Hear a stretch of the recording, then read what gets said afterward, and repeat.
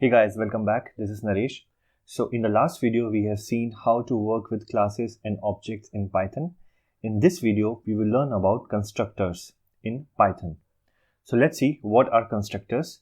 So right now, if you see that when I have created the object of the student class, I am printing a name. So I am calling this method print name, and this is just printing, hi, this is student. But let's say if I want to pass some kind of arguments to this method, so how should I do that? And once this class is created, if I want to create some kind of a variable, how can we do that through the constructor? Okay, so if I go to student class, I am creating a new method here. I will call it as def, and then I will say underscore underscore init. See, as soon as I have print underscore, it has given me all the options. So I will select the first option here.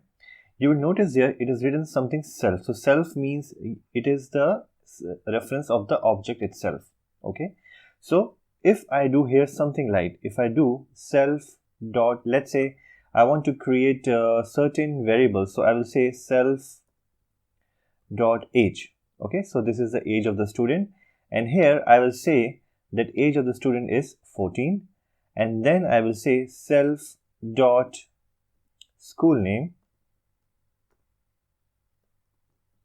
and I can give any kind of a name here. I can give Saint Soldier Public School. Okay, so this is how I have created two variables in for the students, and that is also called instance variable. So this is a part of this class. Now if I want, I can make a use of that and I can print it. So let's say in this print name, what I'm doing here, I will just print age here. So I will say age.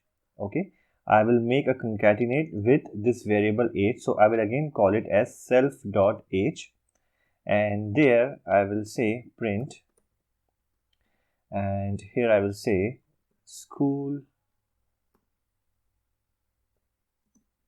name, right? And then I will say self dot school name. Okay, so if you see that in this method I am storing a data, and in this method I am printing the data. So here I am saying s1 equal to student, s1 dot print name, s2 equal to student, s2 dot print name. And if I run that, so one moment, I will just run that. See, now you will see that for both the variables I am getting this age equal to 14 and school name equal to St. Soldier Public School. So these are the two variables which belongs to this class. Okay, and I have put some data here. If I want, I can even change this data on the runtime. So what I will do, I will, when I am calling this s1 school equal to student, here only I will pass the data. So I will say the first student is 14, and then the school name is this St. Soldier Public School. Okay, correct. And now for the second student, I will say the student age is 16, and again this is the name I am giving. And now if you see that here, I don't have to create a 14, or don't have to type 14 here. I can directly type the variable or the value which I am getting from here. So what I will do, in this def init method, after the self I will put a comma, and here I will say age, and here I will say s name. Okay, and for the age I can just type age self.age equal to age. So this variable, whatever the value is in this variable will get stored in self.age. And for the s name, so instead of that giving the school name completely, I can just give s name here.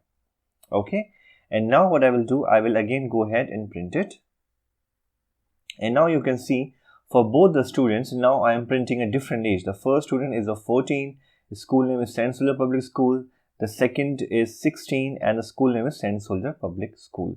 So this is the way through which we can give some data to my class, and this which we give in the parenthesis, it is calling the init method automatically by default, and this is called a constructor, where I will define all the data which I need to give to a class. So always remember, if you want to give some data to a class, you need to give this within this parenthesis, and it will automatically call this init method, and the data will get stored here. and after that you can use that data anywhere when you call this self.age or self.school name. Okay, so this is the way we can use constructors in Python, and we have to use this init method for the same. Alright, thank you for watching this video. Have a great day.